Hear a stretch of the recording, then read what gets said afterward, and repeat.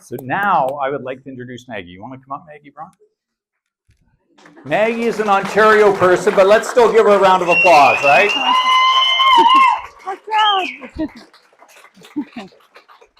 Don't like Ontario?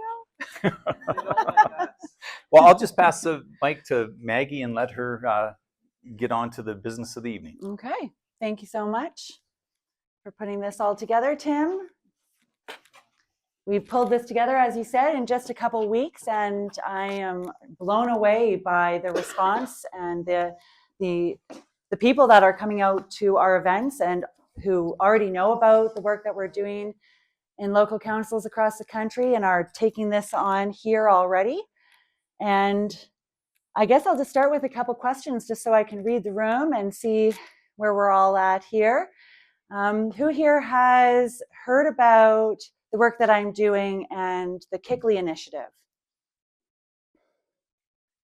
Okay, that's pretty much almost everyone. Great, that's amazing. Go KICLEI. It sure kicked itself across the country. It has a spirit of its own, and as soon as we said the word KICLEI in a municipal council, it really spread like wildfire. Who is KICLEI? And how is it that this organization is connected to the United Nations? And what are they doing working in our local councils? And why is it that our local councillors don't even seem to know who KICLEI is? And this agenda is coming down from the international organization. So it's been a revelation for all of us across the country. And I think some of us who have been studying this and researching for many years, we are just so happy to see the Canadian people learning this information and acting upon the information that we're sharing with them and making a difference. So I did have another question. Are there any elected representatives in the House tonight from the local or provincial or federal level? Almost elected. Okay, and maybe you are and you didn't want to put your hand up. That's okay. I think sometimes we don't want to center them out. Who here was involved in protesting the lockdowns in any way or opposing those? Okay, I got a good sense of the room now. So I think that's kind of what connects, in Ottawa, I was involved in the protest there and the rallies leading up to that and defending our local restaurants from the lockdown. So I think that all across the country, we've had a very shared experience, and it's really brought us together and connected this network of free thinkers who are engaged, who know when their boundaries are being crossed and are willing to stand up and defend their personal boundaries and also their community boundaries. And so that's where in Ottawa, we got to see the Albertan flag and the Ontario flag come together and unite and defend our country. And then everything that you did here in Alberta has really been an example for the entire country. And we've seen the Alberta spirit all across the country, and over in Ontario, we're rooting for you here, and all the political, judicial fallout, I feel like, has really fallen on Alberta and the people here. So I appreciate everyone who's held the line here.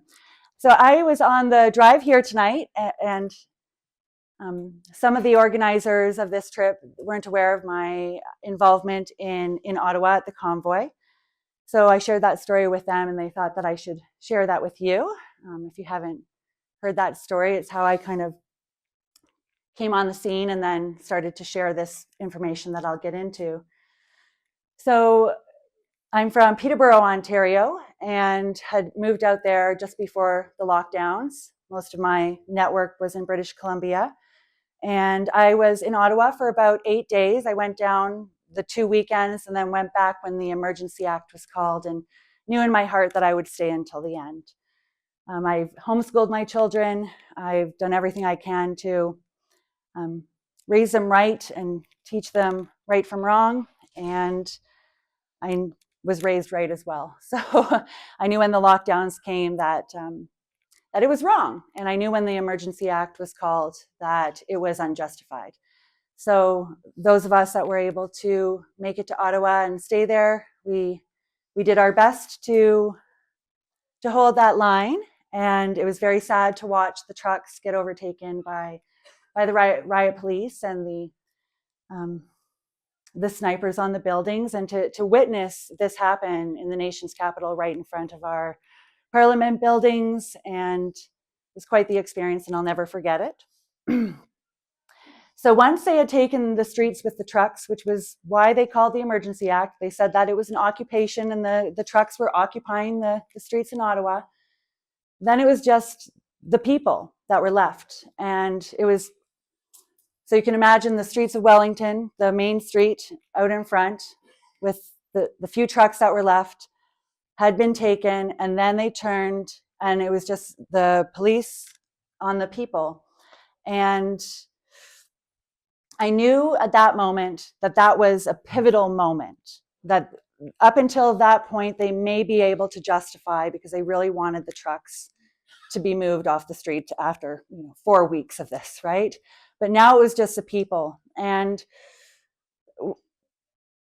we were there. There was a pause. There was a man with the Bill of Rights, a huge stack of them. And as a homeschooling mom, I thought, okay, I'm going to give the police a visual of what they're about to do. So I took a whole bunch of the papers of the Bill of Rights, and I laid it down on the line. And I told each officer before I put it in front of him, I said, just so you know, if you take one more step, you will be trampling our Bill of Rights with your boots. And I am not moving. And I would put it down in front of each one on the line.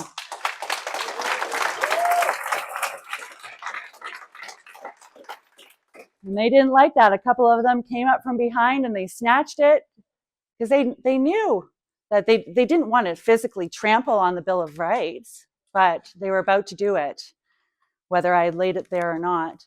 So I knelt down in the middle of the intersection, and again, that pause, that long pause continued. And I didn't say anything to everyone around me. To inspire them to do what I was doing. I didn't try and rally everyone. I just did what I felt I needed to do.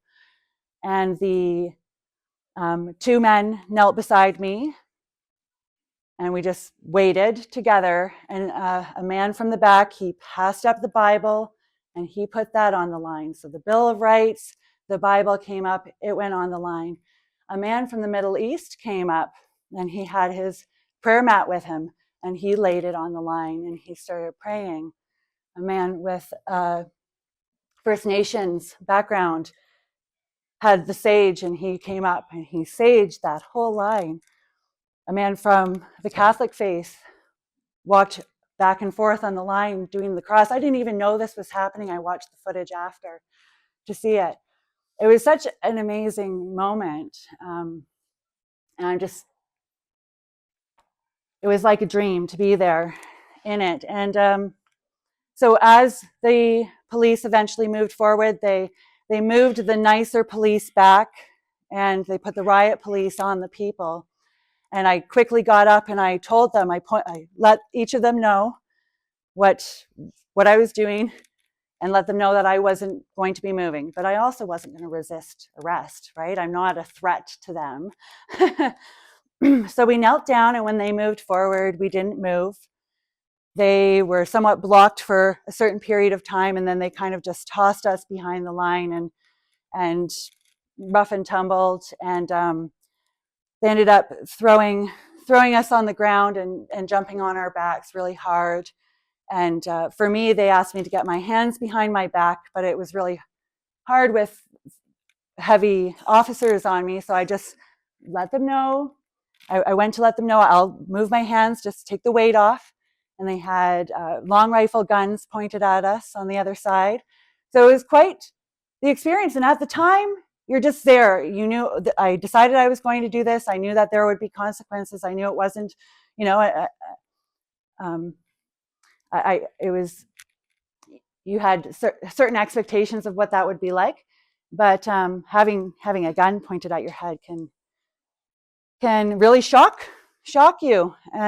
But the amazing thing about that, when they picked me up and they handed me over to the Ottawa police officer, and we had a fairly good relationship with the Ottawa police the entire time we were there. We handed them roses when the Emergency Act was called. We did everything right. And he said to me, as soon as we looked back on the line together and the bills of rights were swirling up in the wind like this in a wind tunnel, and he looked at the line and he just looked at me and he said, "You're going to make me cry." And he said, "I want you to know that the protesters won this today. You proved you were peaceful until the end, and the truth will come out." And it was such a validation that, and I think all across the country, the truth is the truth, right? What happened here in Alberta at Coots, you all saw what happened for yourselves, right? And in Ottawa as well. We know what the truth is, and the truth will come out. And we've seen that with some of the court cases since, and calling that the Emergency Act was unjustified, and so on. So, Windsor, Ontario. yes. We were there. Fantastic. They lied. We did not walk both lanes. All across the country, but it united our country together, and it connected this network of heroes, really, each one of us with this spirit that we're not going to back down. And we have a lot, we have something different about us, that we would come together and stand up for what is right, and come together and start working together and fall into place. Each one of us has certain skills and knowledge that we bring to the table, and when we see something needs to be done, we step up and we do it if we can, or we find somebody who can do it. And it was like that during the convoy, and it seems to be like that now. And but what dawned on me on the line that day is that people had come from all across the country to Ottawa. And I'm a pretty hospitable person, and I'm from, now Ontario is my home province. I was just in horror that people would come all that way from other provinces and be treated this way. And I remember one of the men on the line, as we were moving back before, he said, "Are you going to push me all the way back to Alberta?"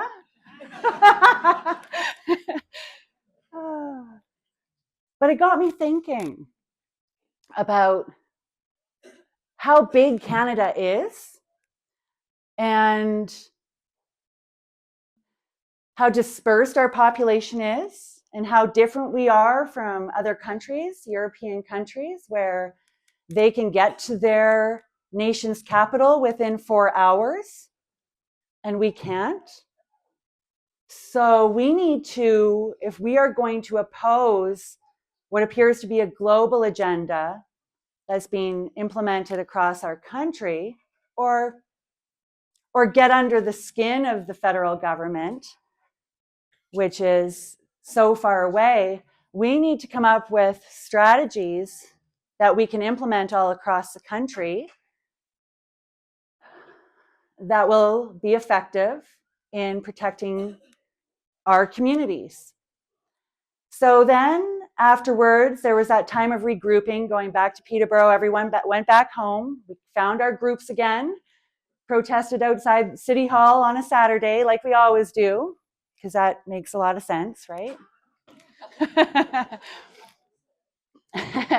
And you just start to thinking, there must be something more effective we can do with our time and our energy. And I don't have a ton of energy to waste, and I know everyone else, I don't want to waste anyone's time either. So I thought back to things I've learned in my life. And I think we've all had different life experiences for a reason. So for some reason, I've had an interesting set of experiences that has brought out this information that I'll be sharing tonight and have been sharing. So I was born and raised in cottage country, for the most part, in cottage country of Ontario. My dad is a boat mechanic. So we spent a lot of time on the water and working around small business, right? Small business was always, I sat around the tables listening to the financial struggles of what was happening with small business in the 80s and so on. My parents traveled a lot with KICLEI after university, and I got to spend time in places like Papua New Guinea, living among ancient tribes that still have their tribes intact. They were discovered in 1912 or something, and an island with thousands of tribes and languages and different spiritual beliefs, and that was very interesting. I got to hear the stories of our experiences there, even though I was quite young. And a couple of things that happened to us while we were there was whenever there was a conflict with neighboring tribes, they knew where their territory and their boundary was. Each tribe had a geographical boundary that they represented. Each one of them had a chief and a leader, and they had warriors. And when there was an issue with a neighboring tribe encroaching on their boundaries and on their villages and on their people and impacting them in any negative way, they would don their battle gear and the chief would lead them out, and there would be the trumpet. I'm not sure what they would use there to announce that they were coming. And the other tribe would meet them on the boundary line with their chief and their warriors prepared to go to battle, but it didn't usually end in battle. The chiefs would come together and they would negotiate on behalf of their people. And if there was an injustice done, they would find a way to resolve it so that they could live in peace together, right? And that they could continue moving forward without bloodshed, but they also didn't let things slide. And I think in Canada, we've been letting things slide for the last 30 years.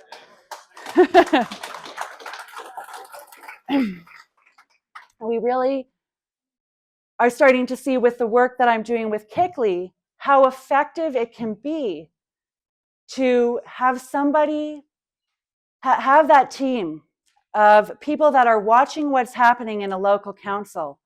And anytime we see elements of United Nations Sustainable Development Goals, we have to know that those action items are completely voluntary. They are not being legally enforced on your council to adopt. Your council is adopting them because it's coming through recommendations from consultants or staff or NGOs and international lobbyists.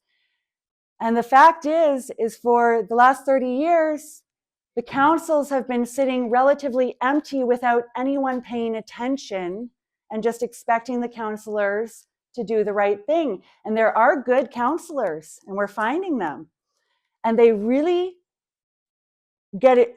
They're really just waiting for us to show up. And what we're finding too, some of the good councillors, they're leaving, right? And we want to change the entire culture here in Canada and recognize how important our local governments are. Their decisions have the most impact on our lives. It was the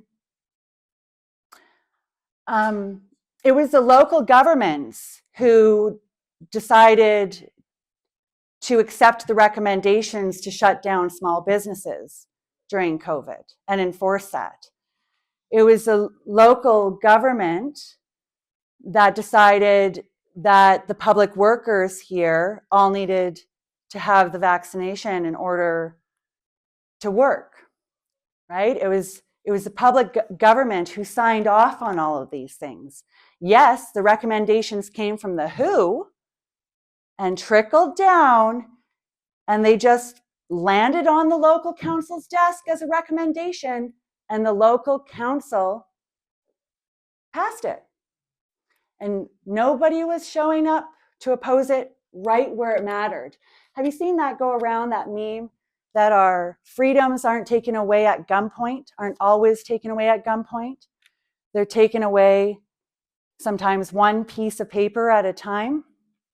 So the motions that are passed in our local councils are really important. And I got to thank one of the men who knelt with me on the line. His name is Jeremy Glass from Shelburne, Ontario. And we didn't know each other at the time, but we've since connected again. And he, before I started going to councils, I saw an example of him and his group go to his local council in Orangeville, Ontario, when they were about to pass an extension of the vaccine mandate in their local council for all the public workers. And they went in and they spoke out one by one against this motion. And the motion went from extending the vaccine mandate to, how did it go? To they changed the motion to completely cancel the vaccine mandate. And when it came time to vote, there's a first and a second, okay? Who would like to second the motion? All of their hands went up very eagerly. They needed to be provided with the information from the people. And once they were, in a sense, they couldn't pass that motion in good faith because they already were presented with all this information of the harm that it had had on their community and firsthand experiences of that. So they did a really good job, and they showed me, these local councils have a lot of power. What's going on here? So anyway, we started digging into my old research, putting together with new research, this discovery of KICLEI, the International Council on Local Environmental Initiatives, that was founded by the United Nations in 1990. And that organization, KICLEI, started working with the Federation of Canadian Municipalities between 1990 and 1992. And they worked together to draft Agenda 21. So Agenda 21, the documents that were agreed to and signed in Rio de Janeiro, were drafted by the Federation of Canadian Municipalities. And we met with some councillors today from Alberta. And, it's a shame because the Federation of Canadian Municipalities, it originally was designed to be a place where people from local government could come together, the councillors could come together, and they could discuss the issues that they were facing and ways that they were resolving them, and come up with programs and plans to advocate for local needs and the issues that local governments face, and make sure that and communicate with the federal government so that the federal government had a bit of a connection on and provided some assistance and maybe funding and programs, right? And in 1994, it completely shifted from being a voice for local governments to the federal government to being a voice from international organizations to local governments. And now every single one of their programs is related to the United Nations Sustainable Development Goals for the most part. There's a few of them that are a bit sneaky and it's hard to tell that it's related, but if you look into it, it's all connected and to funding through the climate lens. So in order for local governments to get any funding from the federal government, they need to sign up for programs to implement Agenda 21, right? And they don't call it Agenda 21 anymore. They call it UN directives. So that's where I came up with that, UN directive programs, because that's the language that makes sense to a local councillor today. If we say Agenda 21 in a council, they'll say, oh, what are you talking about? Conspiracy, right? So I'm trying to adjust the messaging with KICLEI so that they can understand what we're talking about. And then I show them the connections on how KICLEI is founded by the United Nations, is working with the FCM, and then a key document that the FCM produced in 1994 is called the Municipal Primer. People following my work have probably heard me talk about it. I'm not going to bother with that. Is that okay? It's going to throw me off track. The Municipal Primer is a 40-page document that the FCM produced in 1994, and they gave it to all of our municipalities. And it was a blueprint on how to implement Agenda 21 through Canadian municipalities.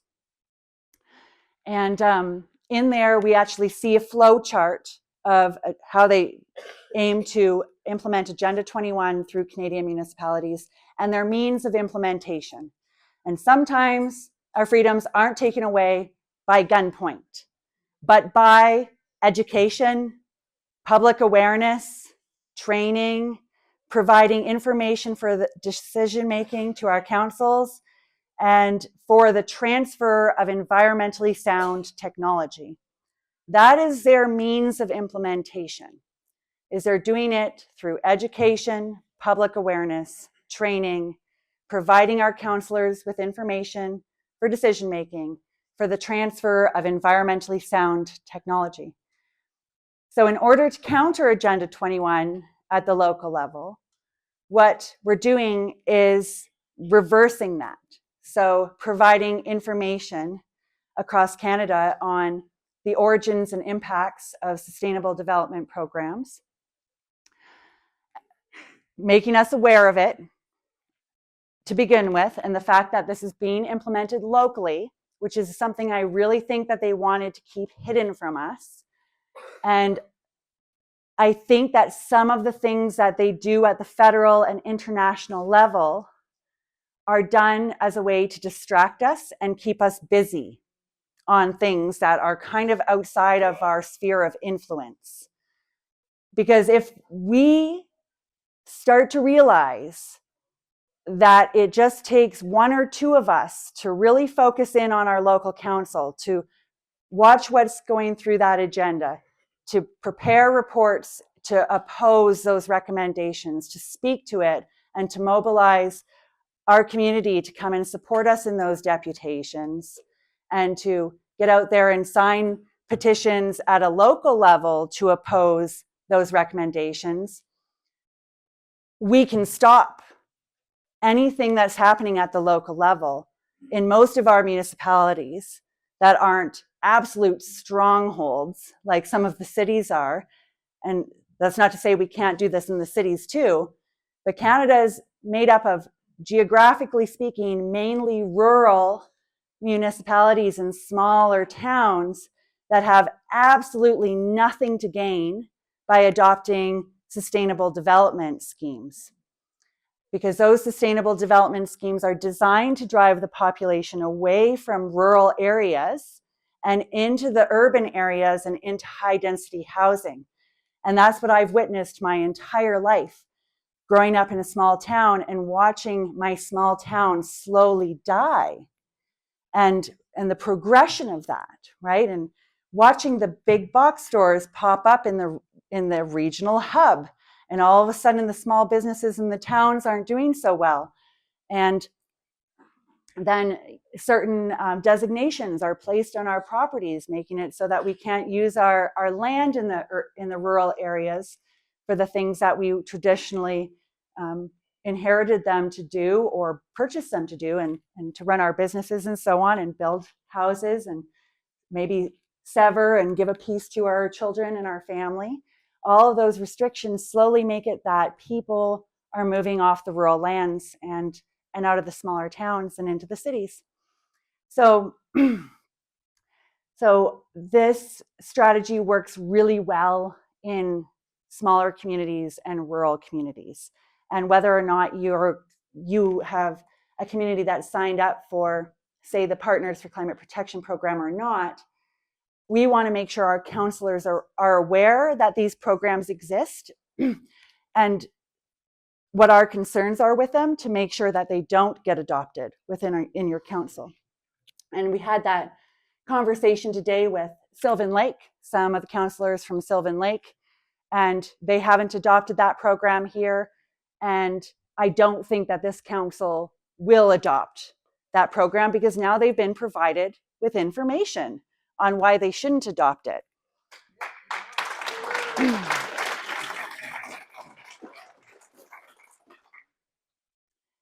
And some feedback for those of you that are from Sylvan Lake. I guess your counselors do have. Okay. Can everyone hear me if I talk for now like this? No? Okay. It's a good time for me to start singing. No one's going to hear? Thank you. Perfect. Yes, we talked about what the community can do to better communicate our concerns to the local councils, and also had feedback from them. And in Sylvan Lake here, they have a regular open house, open cafe meet and greet with your councils here. And they said that they do everything they can to host a regular open house, open forum with the community, and that they do this every second week, is it, in Sylvan Lake, which is unheard of, and that nobody attends that event. Okay, so I've been saying for a long time, sometimes the problem isn't always just their fault, right? Sometimes there's something we can do to take responsibility for our role in all of this. If the people aren't showing up and they're providing opportunities for us to share our concerns and to have a more one-on-one relationship with them, we should take that. And so there's some information there. And that's what I've discovered too. You try and get people out to council meetings before we started doing this work, and you'd show up and there would be one or two people at the council meeting on a regular basis, if that. Half the time, nobody's there at all. So it's a huge gap that we can easily start to fill. And I think, we have groups getting together on a regular basis, like even tonight. This pulled together in 2 weeks. I don't know how many people are here, but what makes all the difference in doing deputations, what we found, is when the people show up and completely change. Sorry, I can't even tell.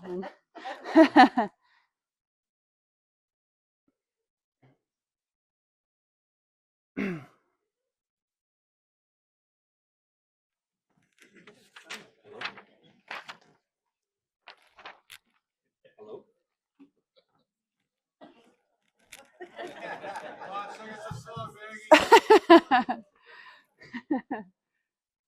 I'll have to prepare one for next time. Oh yeah, what is that? Is that? Hello? I think. Hello? Oh, that one sounds good. So what is the timing that I have still? I sometimes start talking and then I don't know what time it is. So. It says it's on. Okay. Maybe it's the receiver.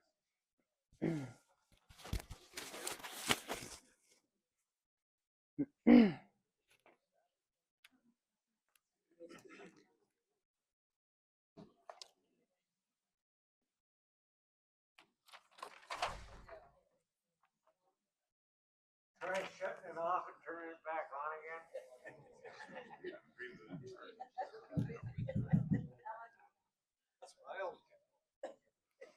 I thought it was just Facebook censoring me.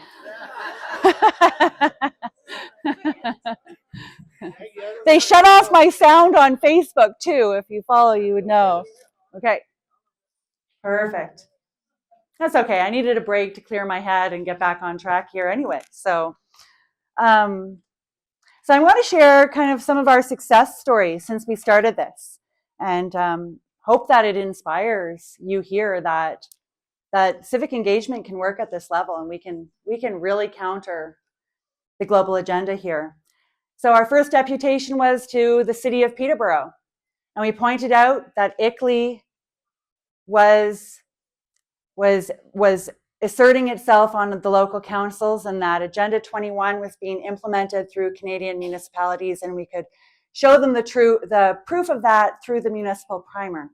And then we talked about how their environmental committee report was aiming for net zero by 2050, and that they had plans in that report that said that they were aiming to target our mobility.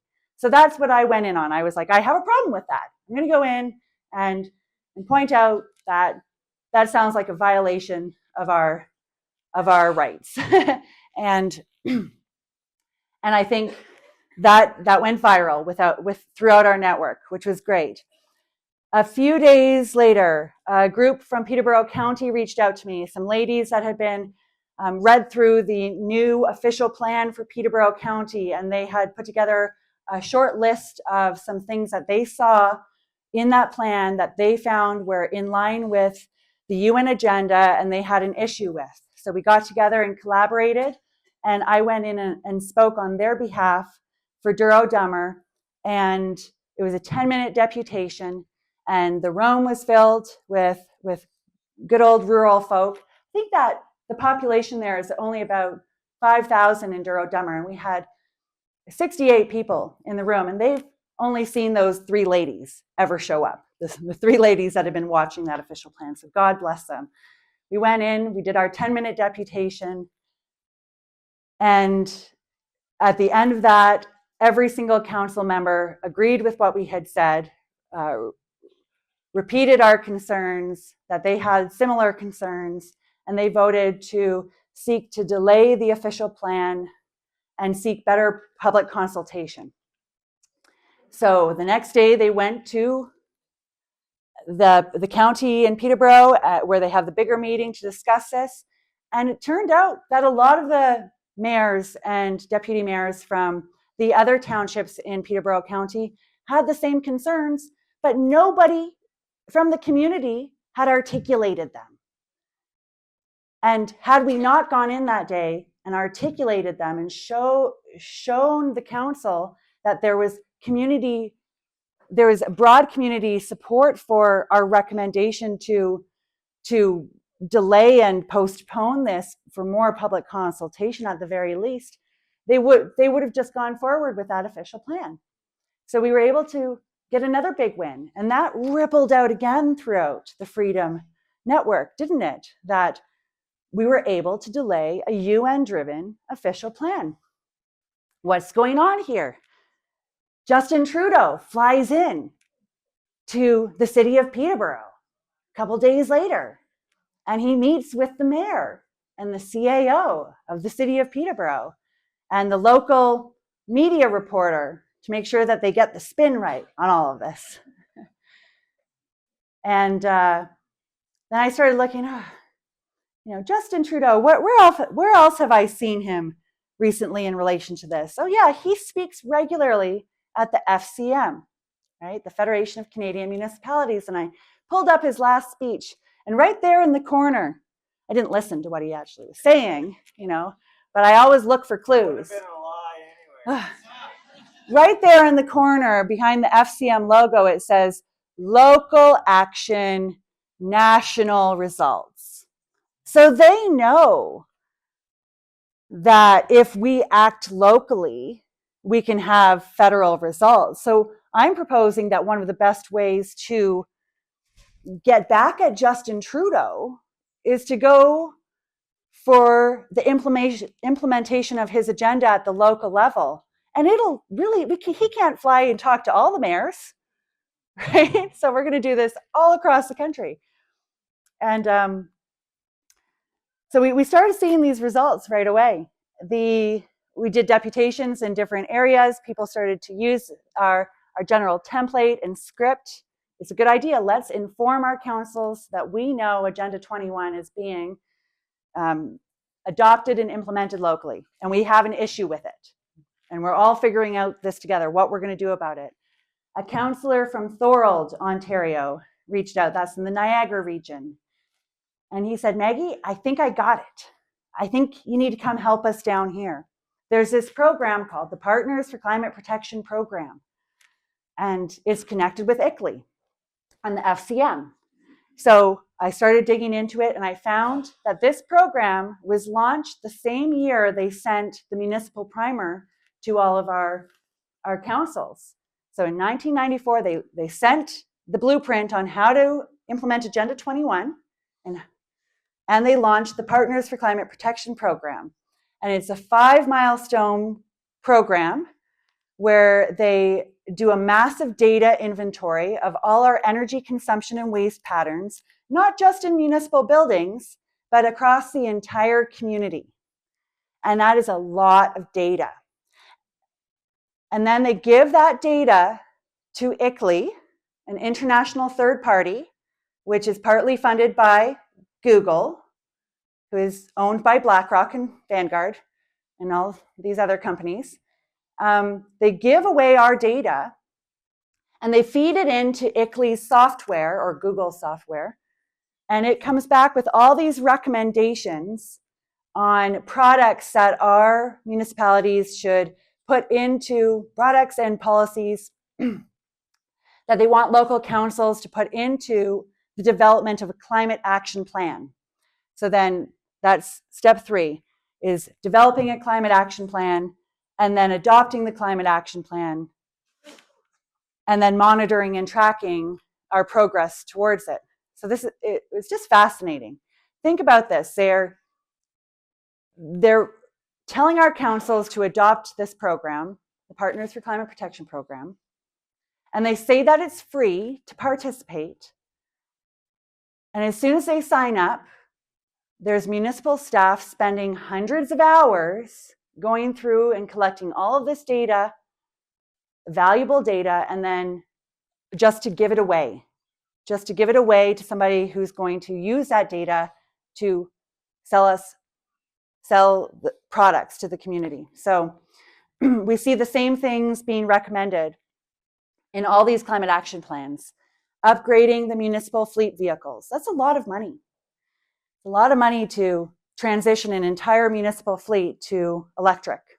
And with that comes the installation of charging stations for the municipal fleet. Then they adopt green building standards for the community, which is tying up the construction industry with unnecessary green tape, which is the last thing we need right now when we're already struggling to provide housing for everyone and to get homes built for everyone. They want to upgrade the municipal buildings and, sometimes knock down the administrative buildings and build completely new ones that are modeled after the LEED program and so on. A lot of money being spent on all of this. What else? They introduce the 15-minute city model or complete communities.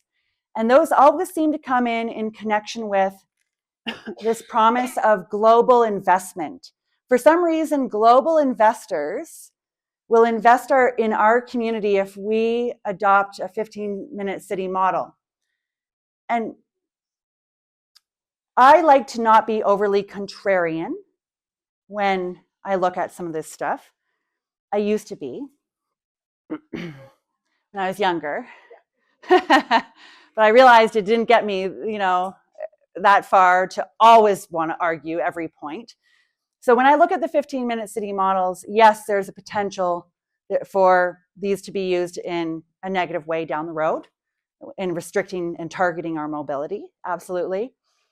But it's hard to argue with the idea of having all of our main services in a centralized location when you're looking at planning in towns and in areas. But what I have noticed by looking at this and the pattern I've seen with this global investors is that what seems to be happening is they are knocking out small businesses. So if they want to have the same set of businesses in every town, so you drive into a town and it's all the same businesses. Have you noticed that? Is that weird or what, right? So instead of Annie's Cafe, you get Tim Hortons everywhere. Where did Annie go? Where's Annie? Is Annie okay? So that's the problem I would point out with the 15-minute cities is, okay, that it's one thing if you want to put our services close enough to our homes that we can walk there. That's cool in the summertime. But but I take an issue with all the small mom and pop shops being replaced by corporate chains. So looking for ways that we can make our points that will land with our community and our council has been a revelation with KICLEI. So that was Duro Dummer, a win there. Thorold. So it was coming up for review in Thorold. They had adopted the program for a 1-year trial.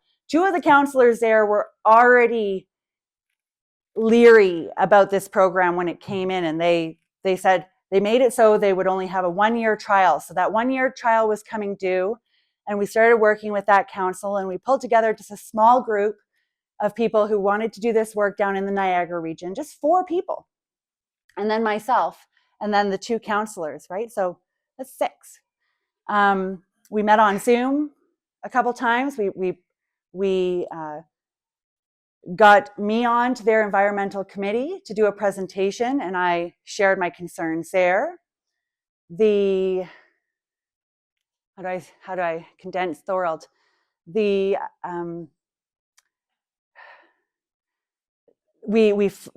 went across their town and we shared our flyer. We spread our petition around. We let the community know that we were going back to do deputations to oppose the program.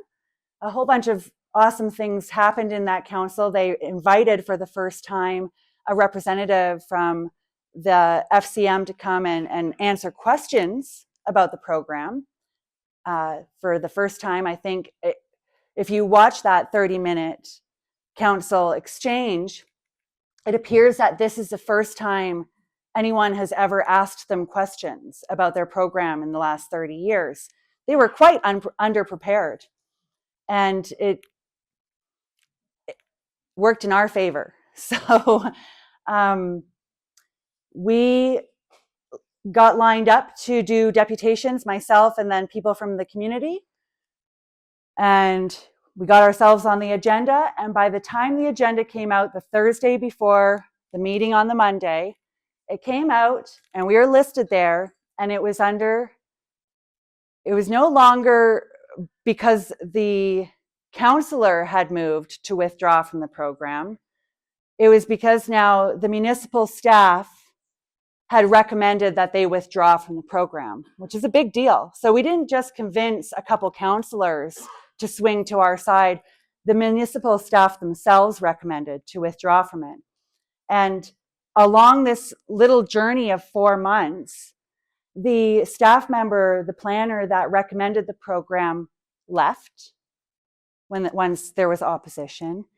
The clerk that was kind of defending and recommending trying to maneuver to keep the program in there, he left before it even got there to the vote.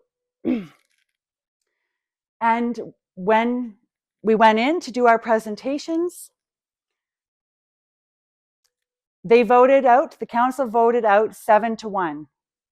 So we showed them that there was community support to withdraw, and we did everything we could. Our first time effort to get this program out of a council. No funding, we're up against. Awesome. And the reason this works is because we have the truth on our side and the right spirit on the side, and we're doing this for the right reasons, right? And to see it work so well. So I spent the summer putting the information together for everyone in a couple series so we could just clearly document what we've discovered so far and lay it out there for everyone to find as they follow us on this journey. And I did a cost analysis on this supposedly free program, very conservative one, and showed that it wasn't free, and did a report to Canadian councils about this program and sent it out there into this network, a couple deputation scripts that people could do in their councils with municipal budget season in the fall. The group I don't know if anyone used them here, but in Simcoe County, a group went into a couple townships there, Tiny Township being one of them, which is where I was raised. So I feel like there's this awesome spirit taking over this whole thing, which is great. And right away, they handed in the report, they submitted it with their deputation. They went in, they read the 5-minute deputation. The next council meeting, it was received. In the next council meeting, the councillors voted to accept our recommendations to do a cost analysis on how much this program is actually costing them, because they did sign up for it under the assumption that participation was free.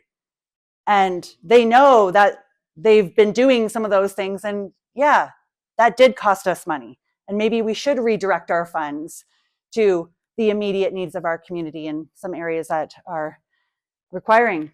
So everything we've done with this has worked along the way. It's been small wins, some of them, but every time we've proven we can get them to withdraw from the program. Good, check. We can get them to do a cost analysis, check. We're getting it all lined up. We're finally beta testing strategies on what will work. And here in Barrhead, there's an amazing example as well. The neutrality bylaw that they passed, right? There were certain procedures that they needed to follow. They needed to get that petition, 10% of it. Okay, let's aim for 12. We got it. Bring it in.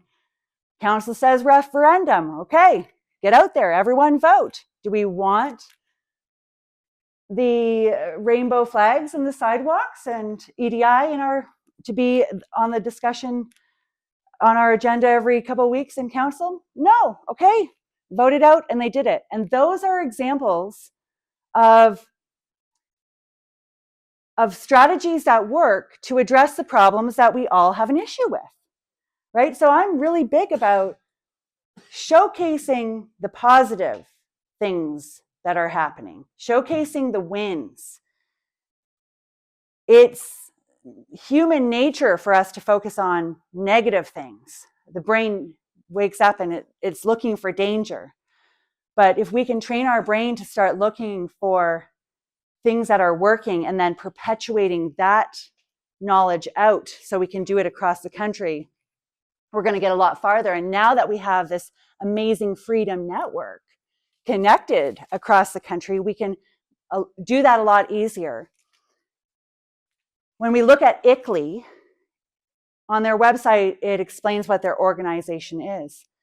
And on one of the paragraphs, it says that they are a network of members and experts who are working together through peer exchange and partnership to create systematic change, right? So the power of the network is probably one of our greatest strengths. And I would propose, in order to strategically redirect this country and set an example for the rest of the world, that we need to do everything we can to solidify our network so that we can work together. We can identify our members and our experts and understand that both have a very important role to play, and to peer exchange those effective strategies across the country and create templates so that we can duplicate what works across the country. And KICLEI, with our opposition to the Partners for Climate Protection program, is just one of those strategies. There's what they did in New Brunswick to deal with the school curriculum. They organized a protest where they pulled the kids out of school. And they did that. They kept the kids out of school for 3 days, and the premier stood up and he said, we're going to take it out of the curriculum. You made your point. That worked. Think of that, right? If we find something that works, we got to do it. So I love that. A little bit more about my childhood. I got to travel to the Caribbean and listen to Bob Marley and all that fun stuff. Has anyone been to the Caribbean? Would anyone like to go right now? So like I said, my dad was a mechanic, and he did this work with CUSO where he would go into villages and teach the men in the villages how to fix their engines. And this made such a positive impact on those communities. You can just imagine, in a fishing village in the Caribbean, in St. Lucia, back in the 80s, Learning how to fix your boat engine is an essential life skill. And it saved livelihoods, and it saved entire villages to have that knowledge. My dad would take us back to St. Lucia in the wintertime. He'd pull us out of school. God bless him. Except for he would put me in school there where they actually hit you, which is interesting. I didn't last long there. It's like, no, I'll stay home and swim. Don't beat me. So anyway, we would travel back in the winter times. And every time we went, he would bring extra suitcases that were filled with tools and parts that he knew that they needed in the villages in order to keep going. He is a national hero in St. Lucia. We get off the plane there, and he was just there. He just flew back. He hadn't been there in a while, but him and my mom went just recently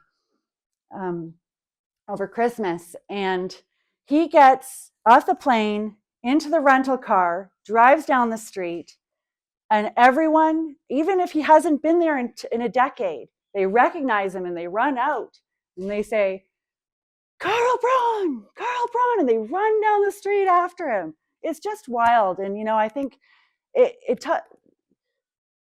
what we learn in our formative years teaches us so much. And when I think about the work we're doing now, this idea of providing tools to people in communities that can help protect them is a big part of this. And that's what we're doing with KICLEI now. If you look at the website, we have designed an entire campaign to uproot the Partners for Climate Protection program.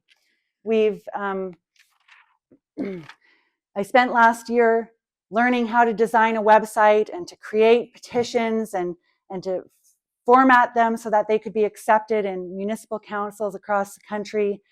I've designed surveys and taken the feedback from professionals who are following this work, just handing their expertise to me and giving me a whole list of feedback on how to make this survey the best it can possibly be and completely professional. So our survey is ready to go. And that survey is going to show our local councils when we get to the end of 2025's objectives for this initiative. It's going to show our local councils that there are certain municipal priorities, about 10 of them. And of those municipal priorities, what I've done there is ask the question, what do you want your council to most prioritize? Pick your top 3. I list the municipal priorities and an explanation of them. Things that are under municipal jurisdiction. There's a certain set of things that they oversee. And I added at the very end, global sustainable development goals. Is that something you want your local municipal council to prioritize? Net zero by 2050. And what we're going to find in that survey, and we want this survey to be done in every community across the country so we can give the councils some good hard data to show them that their local residents do not want them to prioritize net zero by 2050, and they need to start pulling it out of their official plans. If we look at, I don't know what it's like here, I haven't seen, well, I saw Edmonton, so that's a problem. But over in Winnipeg, we've been looking at their official plans quite a bit. Winnipeg and Brandon. Brandon is the second largest city in Manitoba, 49,000 people. Their official plan for 2050 is every page net zero, net zero, net zero. So this survey is going to be a powerful tool to address that, because if we can show them that the community nowhere near wants them to prioritize net zero, it certainly should not be the primary focus of a long-term community official plan, right? So it's going to make a big difference. So we have lots of tools and resources on the website now. I'm starting to put together provincial reports we're doing this nationwide tour. It's starting here in Alberta. And I plan on going to every province, meeting people who are interested in this work from all across the country, getting to know you on a face-to-face basis so we can build that trust and move forward together. Along with that, doing strategy workshops. We did one on Tuesday, all day long. We came together and we had discussions about this in the Albertan context. I shared the draft of my report. We did updates to it. Today I learned more information, and we will continue to update the provincial report until it's ready to go. And that report will be the basis of our campaign here in KICLEI, here in Alberta.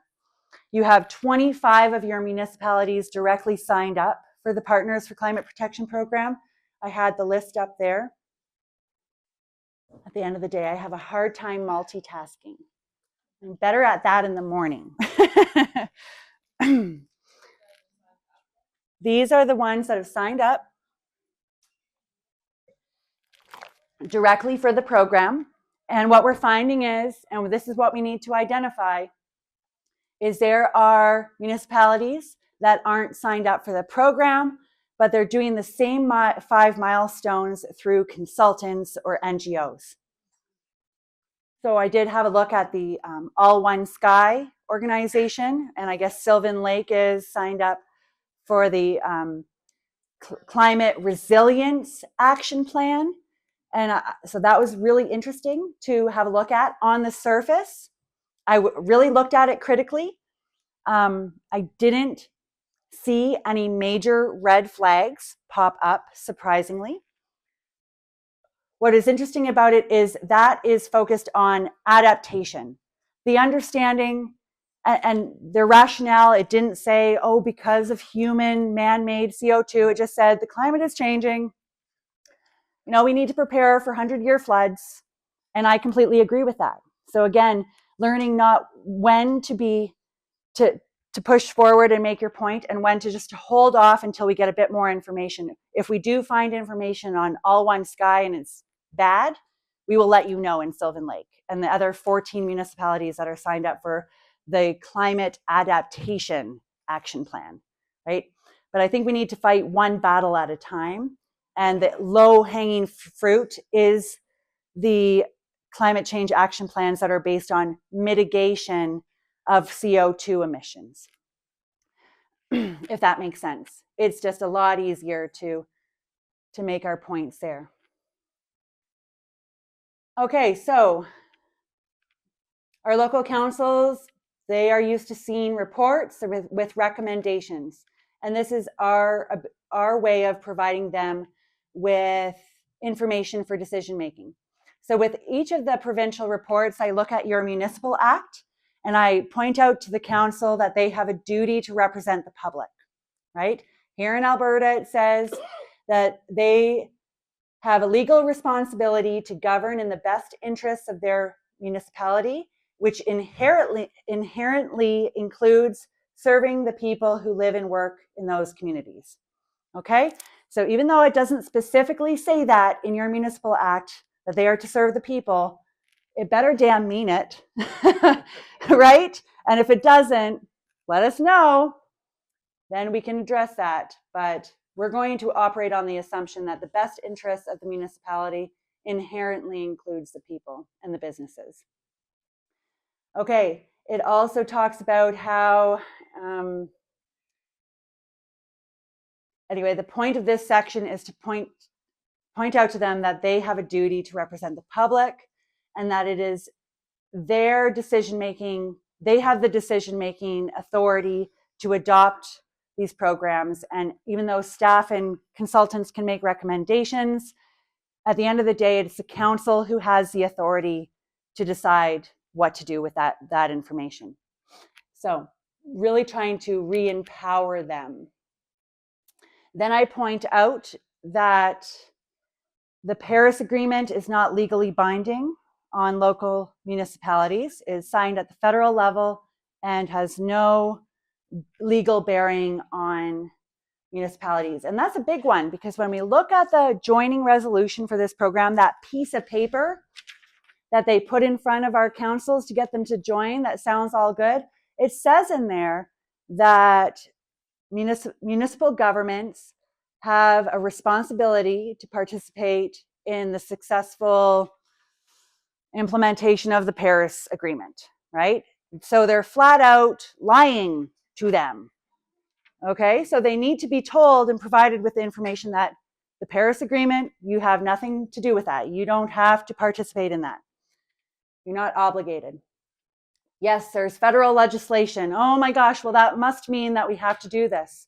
No, the federal legislation is only for the federal government to achieve net zero. And that means the federal government's operations. Okay, so the federal government has certain federal buildings and infrastructure and stuff like that. And if they want to go net zero with that, that's their prerogative, but it's not enforcing it on all of us people, okay? And then there's a couple climate policies in Alberta, and all of those are exclusively directed towards large industrial emitters. They have nothing to do with the municipalities either, okay? So there is nothing here in Alberta that is forcing a municipal council to adopt a climate action plan whatsoever. Good to know. And then there's this waiver of liabilities that comes with the programs, right? Even though it is financed by the Government of Canada and administered by the Federation of Municipalities and KICLEI, they accept no responsibility for them, right? So they're leaving it up to local councils. They can voluntarily adopt it, but if they do, they face all the financial and legal risks associated with participation.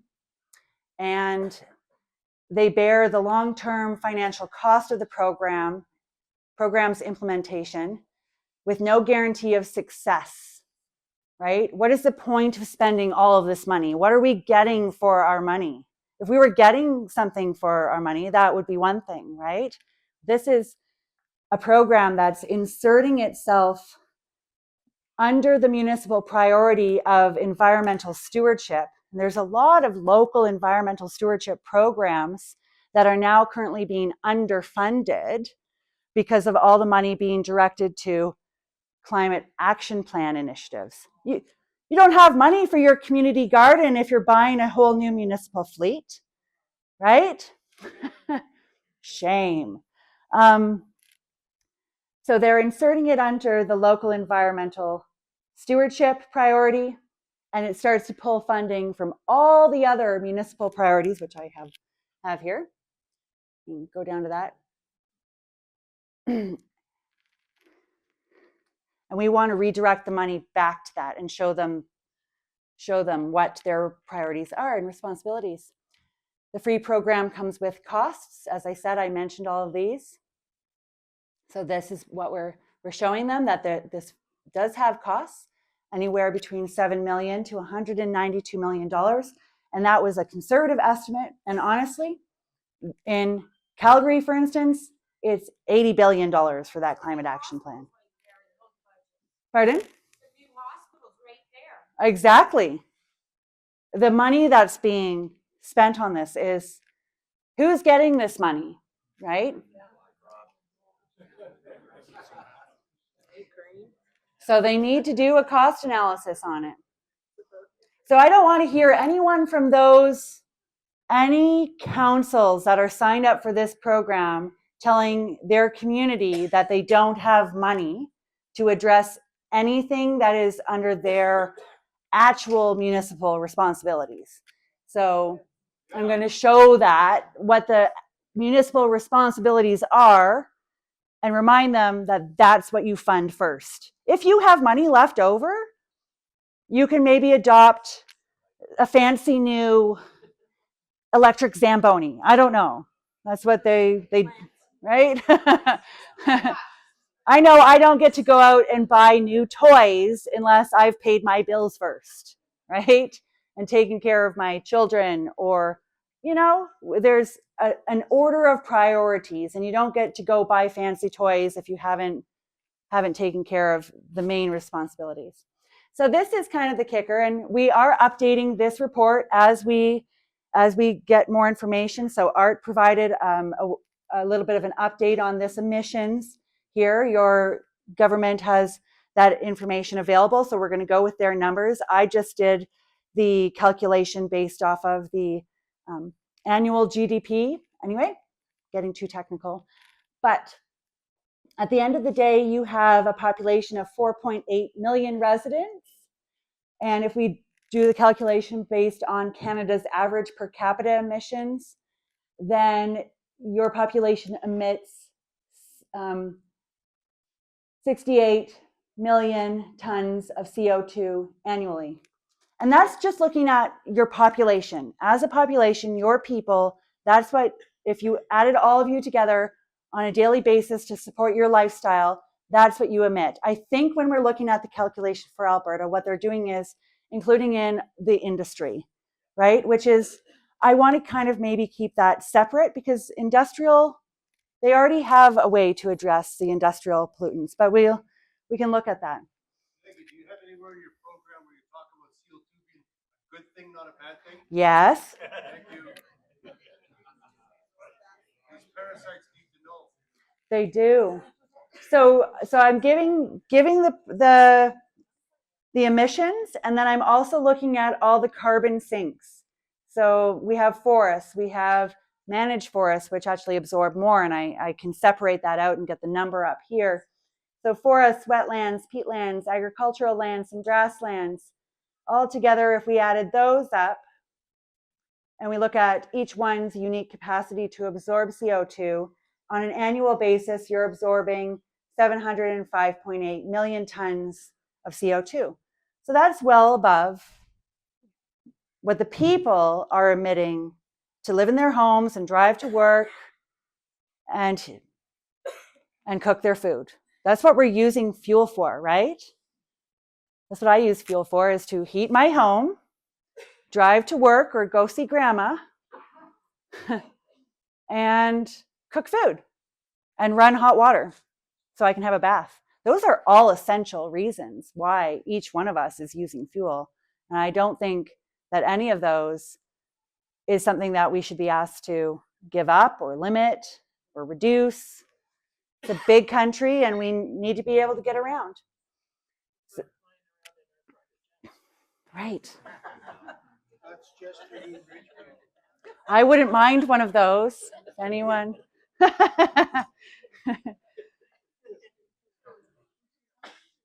So this was a really great point, and I made it today. I presented a report like this to Renfrew County in the morning. I had a 15-minute deputation there, and they loved this part of it. When I showed the emissions and the CO2 absorption capacity, this is a rural county, a large rural county in Ontario, being asked to adopt a climate action plan.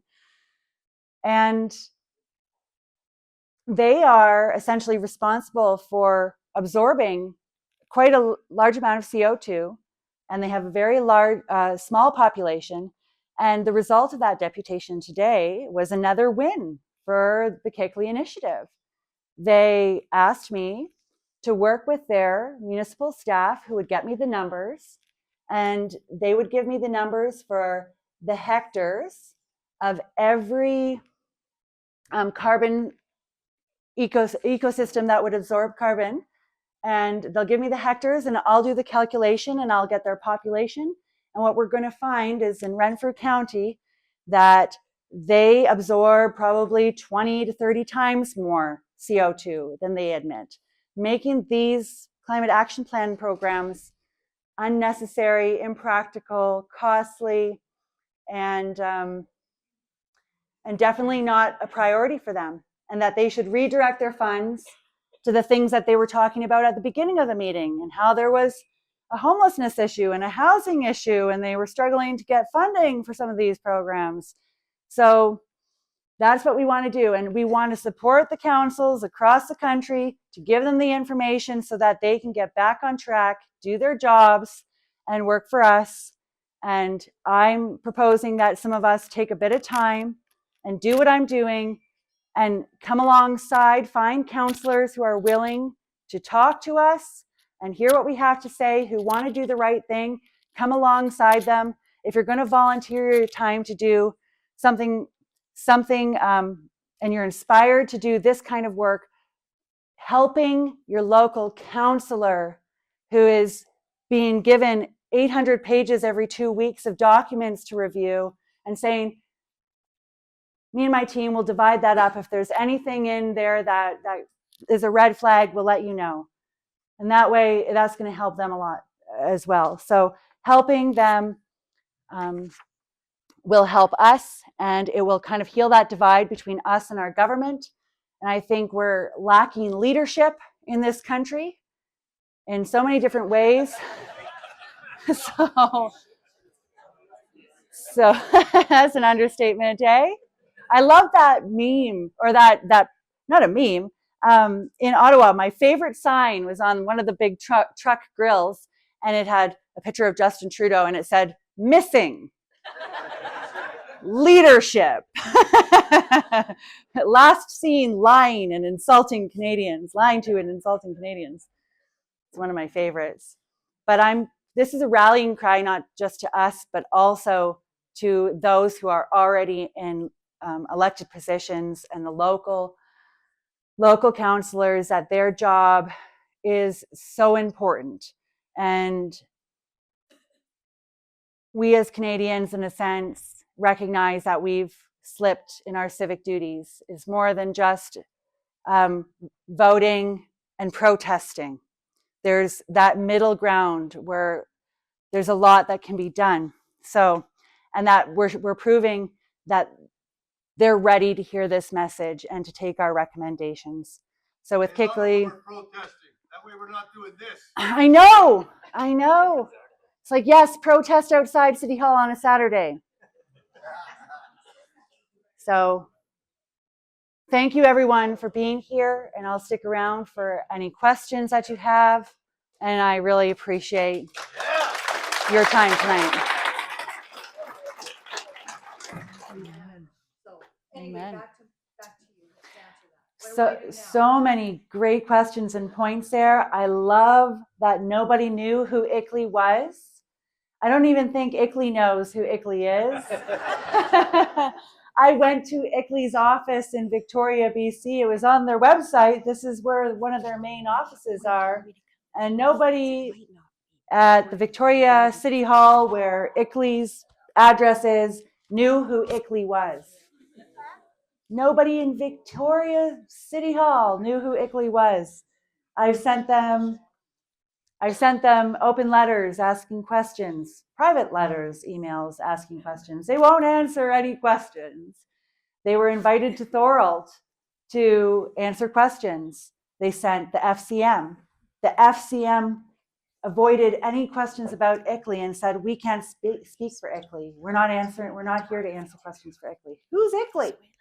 Why have we signed up for a program and our counselors have no idea who this organization is? Who are they?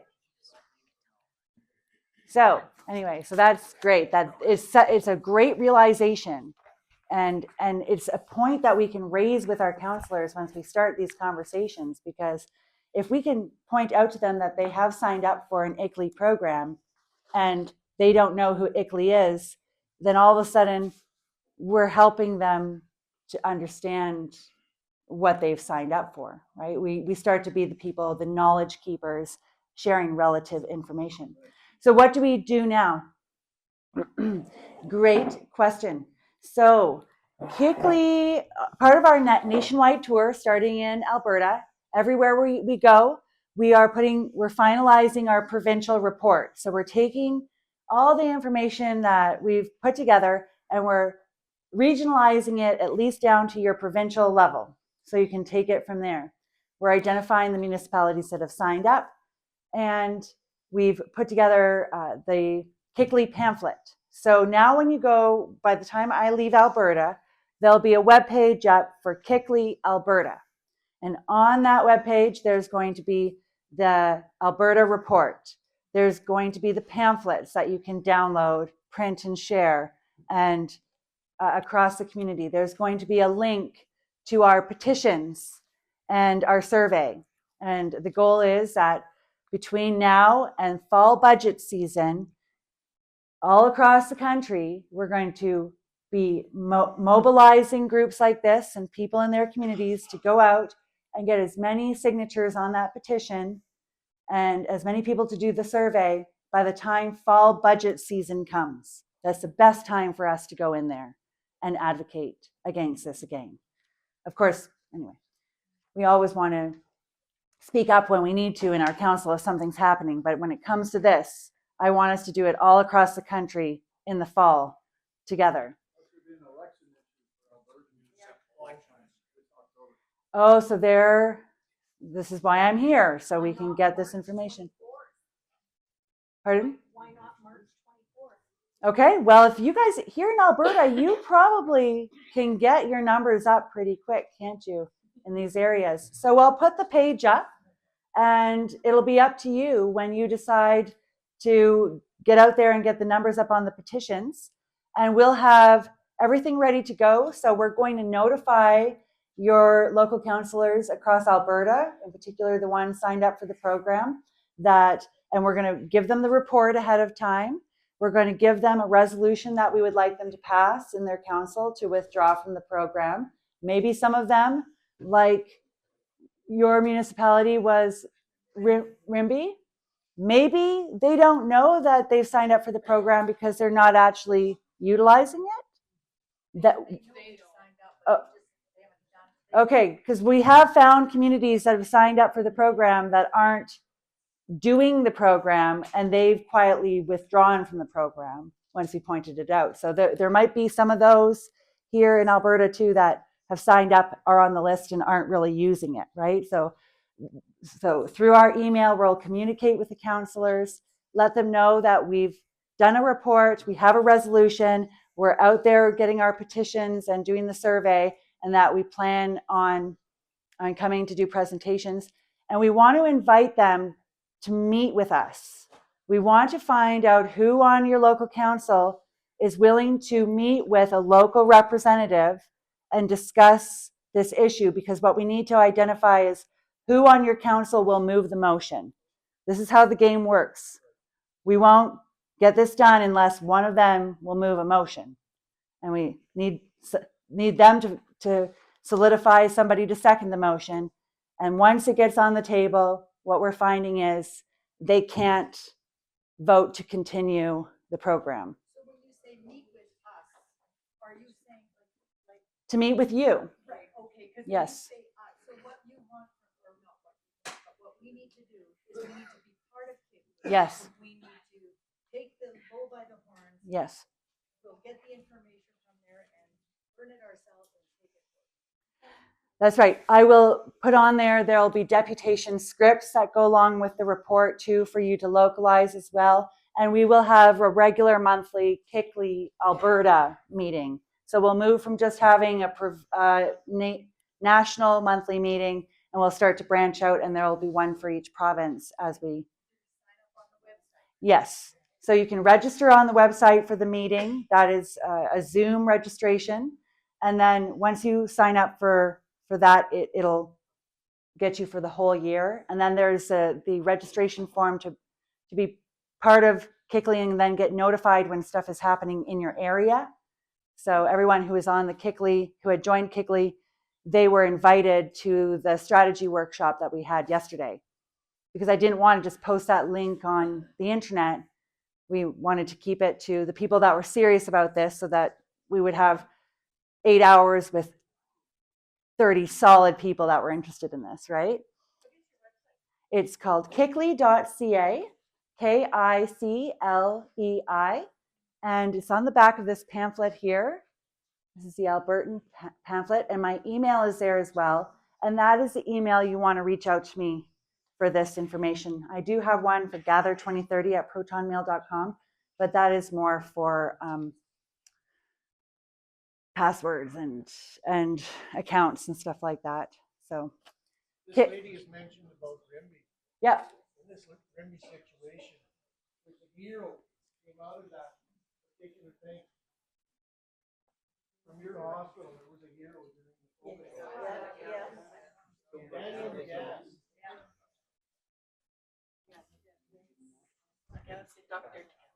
We have time for one very short question. Thank you, Maggie. We're finding a lot of times that the councillors aren't even as aware of what the unelected bureaucracy at the counties or the municipalities have kind of said, here, you should do this. Yes. How do we get our councillors to fight back against that unelected bureaucracy that is kind of running things? So I've made the point in many councils, when you're doing the presentation, you're in the room with them and you can have that influence when we speak and look them in the eye and remind them that those who are elected are the government. The city staff and the consultants are not the government. They offer advice and recommendations, but at the end of the day, it is the elected council that is sworn an oath to represent the public and to evaluate these policies and programs. And it is their duty to do so. They're legally bound to that. And that's why in the provincial report, that first section can help with a lot of different issues you might be facing, because it is a reminder of what the Municipal Act in Alberta specifically says about the council's duty, and that the staff and the consultants are not the government. And the council is the one to make the decisions. So if that helps, I know, and sometimes you just have to really speak from the heart. You have to own it, right? When you're in the room with them, you need to really speak the truth in love and let it land, right? And it really does move their hearts. So that's what I would recommend in that case. Yep. And I just want to say I'm not sure if you understand how municipalities work. Those elected officials, they have one employee. Yeah. That's the CAO. The CAO then hires consultants, employees. So going to the municipal elected people, they have to force that CAO to do his mandate. So that's another way of working out. Can I say that? The CAO, when I offered to replace my CAO for the That's a great idea. I'll replace him. I applied for his job, and I found out there's one HR company that runs them all. Mm-hmm. They manage them. I don't know if it's across the country. They were a Black Hawk. Black Hawk. Yes. I've never been able to find a trace of them since. But Wow. people around like chess players, and they train them all the same way. Hey, who actually pays the CEOs? The county. We do. Municipality. Municipality? That's their employee. Yeah. Or does It's the counties that pay the CAO, so the taxpayers. So we're going to be closing up, but I'm going to be giving you one important piece of homework tonight. I need all of you to go home and think about what's worth fighting for. We really have to think, what are the core values that we want to promote, that we want our elected officials to take out of the air and put on paper into the policies that define how we govern our lives, how we govern our communities, how we govern our province. I said this earlier, but I truly believe that things are going to get hard before they get better. We've seen what's happened in the grocery store over the last 5 years. And to turn around a failing economy does not happen overnight. Things will get hard. And we have to know in our hearts what is worth fighting for and what is worth standing up for. Because I promise you all, you are all going to have to make that choice to stand up and fight. Yep. So think really hard about what's important and what you're going to fight for. So in 10 days, on Saturday the 25th, there is going to be an event here in Sylvan Lake at, where is it, Wade? At the community center. At the community center. There's going to be live music. Mitch Sylvester and Tanner Naday are going to be here talking about the Alberta Pension Plan. The poster's been posted all over social media, so you can find it. You can find it there. It's at 1 o'clock in the afternoon. Doors open at 12. Thank you very much. And we have the room till 10. So feel free to hang out here, drink more of the coffee, and you Great. can ask, you can grab Maggie and ask her any questions. Thanks again to all the people who helped organize and put this on. And thank you to all of you for coming out and buying a ticket and supporting the Central Alberta Municipal Conservative Group. Have a good night, everyone.